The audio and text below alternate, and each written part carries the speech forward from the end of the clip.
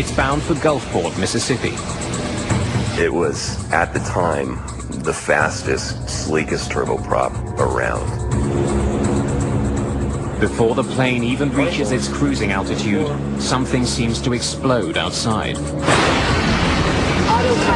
engine control, oil. The sound of that was tremendous. It was as if someone had taken a baseball bat and hit an aluminum garbage can as hard as they could. It was just a gigantic crashing sound. And the airplane immediately lurched to the left. No matter what the flight crew tries to do, the plane pulls violently to the left. Autopilot, engine control. Help me hold it. Over there. The captain and co-pilot are pushed to the brink of their experience. Here. Help me. Help me. Help me hold it. Help me hold it!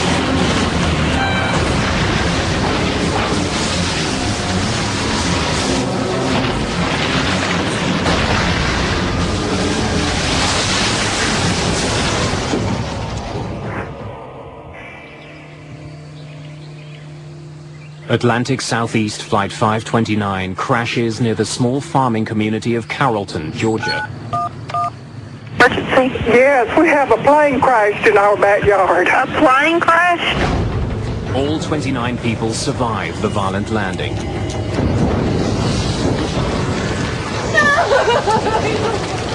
But 10 passengers eventually die from their injuries.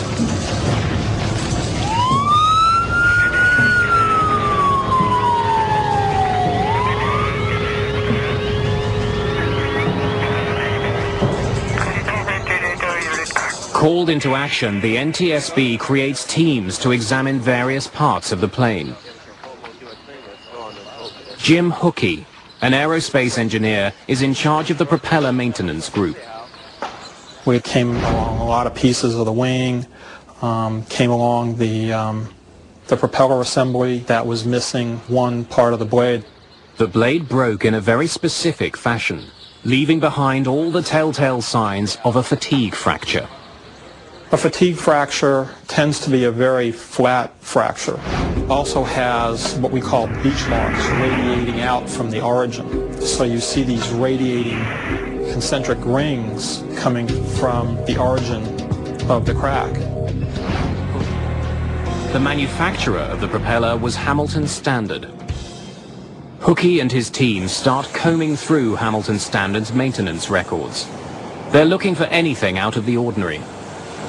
It's whatever's abnormal. You really don't know what you're looking for until you find it, but you just go through, and there's a lot of routine maintenance is done, regular inspections, A checks, B checks, C checks, and then there's the non-routine maintenance that occurs if something is broken or a truck hits the airplane or they have a bird strike or something like that, and it's those that you look for.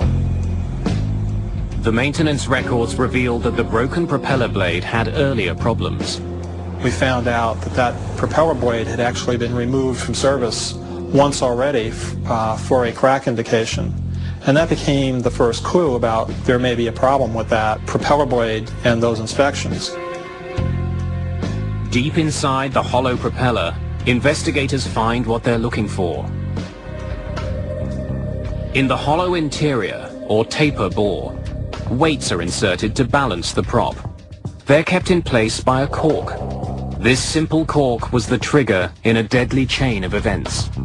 About 95% of the cork that's produced in the world is used by the medical industry. And for aesthetic purposes and for sterilization, they like to have the light color. So the cork is bleached with chlorine.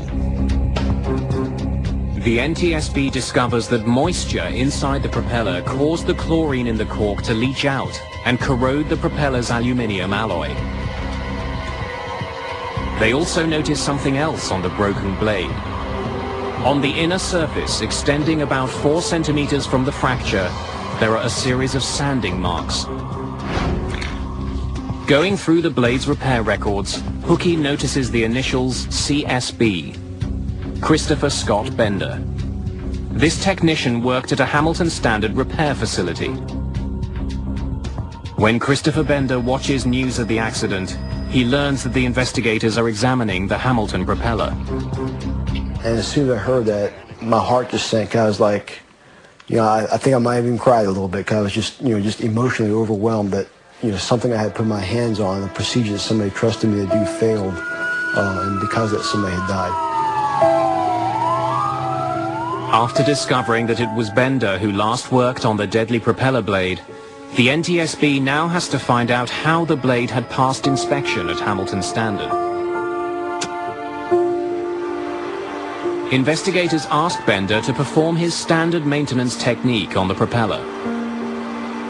He demonstrated how he would go down into the barrel of the taper bore with a fiber optic borescope and look for cracks.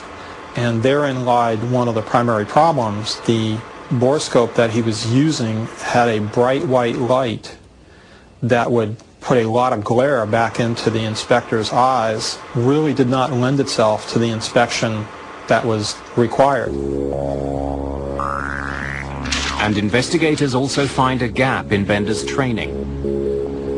He had never been shown what a crack would look like. He was just told to find a crack, and he would look for a crack.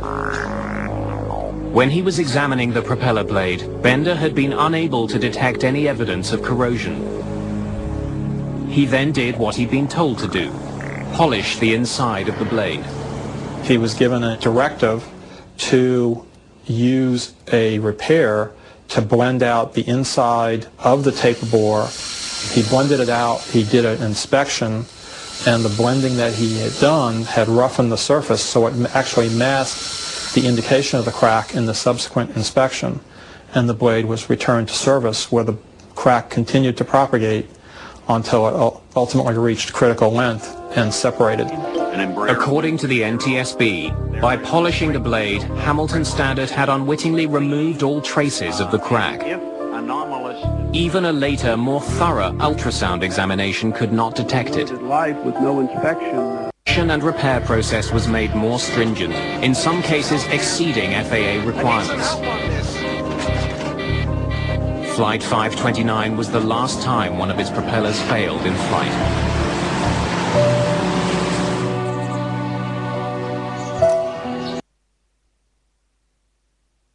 Despite their heroic efforts, it was a losing battle.